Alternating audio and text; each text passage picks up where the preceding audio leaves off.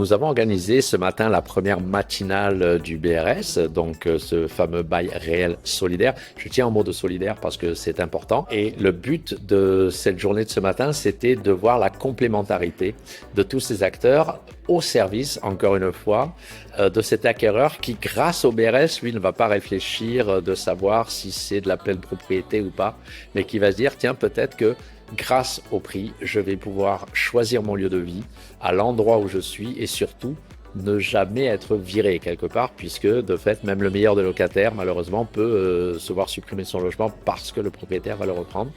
Et donc de fait le sujet c'est bien ça, je choisis mon lieu de vie et je peux capitaliser sur cette acquisition, je peux aussi la transmettre, donc rien n'est perdu et c'est ça vraiment qu'on a essayé de démontrer ce matin. On a été un des premiers dans l'Hérault et on a découvert ce produit assez récemment puisqu'il nous a été présenté au moment où ça s'est créé et l'intérêt pour la commune c'est d'avoir dans la diversité qualitative de ces logements sociaux eh bien, une frange supérieure qui avant était soumise à un éventuel ou un aléa de plus-value et de spéculation.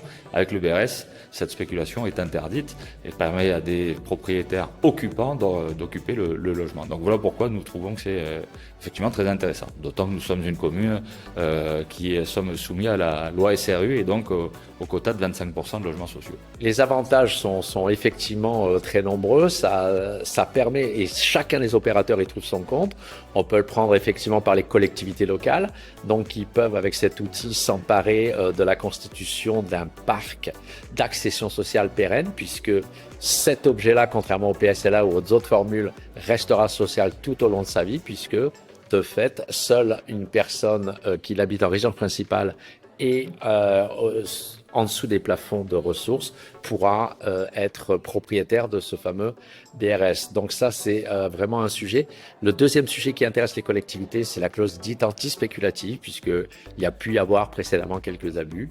Donc la personne pourra revendre, pourra réaliser une petite plus-value, mais indexée et encadrée. Et ça, c'est plutôt très bien. Voilà pour la part des collectivités. Pour les opérateurs, le bailleur social notamment, le bailleur social a un temps très long dans ces opérations de locatif social avant d'avoir un retour sur investissement. Et on a besoin aujourd'hui, pour pouvoir rénover, pour pouvoir décarboner, pour pouvoir construire, d'anticiper les ressources. Et l'accession sociale est un outil qui nous permet d'anticiper ces ressources, aux côtés d'ailleurs du logement intermédiaire que je cite, qui rentre un peu dans le même panier.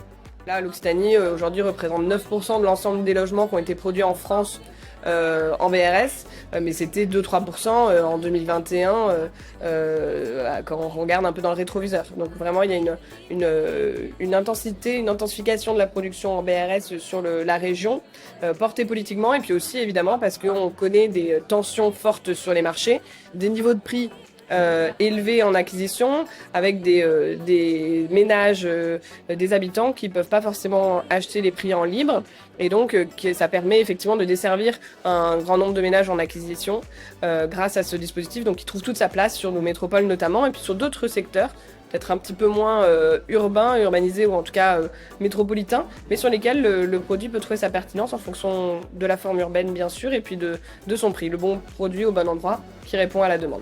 Il est vrai qu'au tout début, j'ai organisé des réunions publiques pour expliquer quel était le principe et on est un peu réticent. On n'a pas la culture de Londres ou de la Suisse où on achète les murs et on loue le terrain.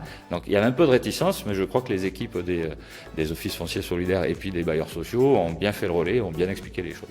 Lorsque j'ai vu cette publicité, j'ai été attirée, donc c'est très intéressant, étant donné que j'achète aussi seule. Donc c'est un peu la particularité. Parler beaucoup de couples, mais pour les femmes seules, c'est bien aussi. Le coût du bien évidemment est plus intéressant. Puis bon, j'ai quand même pris une petite maison, donc ça me permet, on va dire, d'être différemment d'un appartement.